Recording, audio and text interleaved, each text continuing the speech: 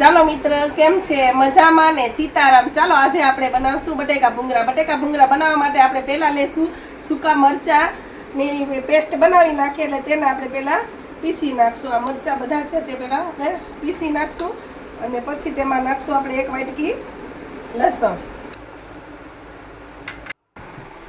ચટણી આપણી તૈયાર થઈ ગઈ છે અને આપણે વાટકીમાં કાઢી નાખીએ. ત્યાર પછી આપણે ગરમ તેલ મૂકી દઈએ.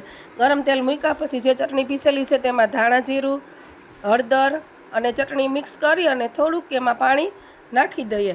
નાખી અને તેને આપણે ધીમે ધીમે સેજ હલાવી અને તેને આપણે જે જીરું, સિંગદાણા, ગોળ આમલીની ચટણી અને આમચૂર અને લીલા ધાણા એટલી આપણી સામગ્રી બટેકા ભૂંગળા બનાવવા. આપણું તેલ ગરમ થઈ ગયું છે. સૌ પ્રથમ આપણે તેમાં હિંગ, ત્યાર પછી આપણે નાખશું ધાણા જીરું, પછી આપણી જે ચટણી તૈયાર કરેલી છે તે આપણે ગરમ તેલમાં મિક્સ કરી દઈએ અને થોડીક વાર એને હલાવી અને એક રસ કરી અને તેને ગરમ કરી નાખીએ. ત્યાર પછી તેમાં આપણે નાખીએ ચાટ મસાલો, પાછું તેને મિક્સ કરી અને લાલ મરચું નાખી દઈએ, જેથી આપણે તેનો કલર મસ્ત આવી જાય. અને પછી આપણે બટેકાના જે ટુકડા, બાફેલ બટેકાના ટુકડા કર્યા તેમાં તે મસાલો આપણે મિક્સ કરી દઈએ, એટલે આપણા બટેટા ભૂંગળા થઈ જાય તૈયાર.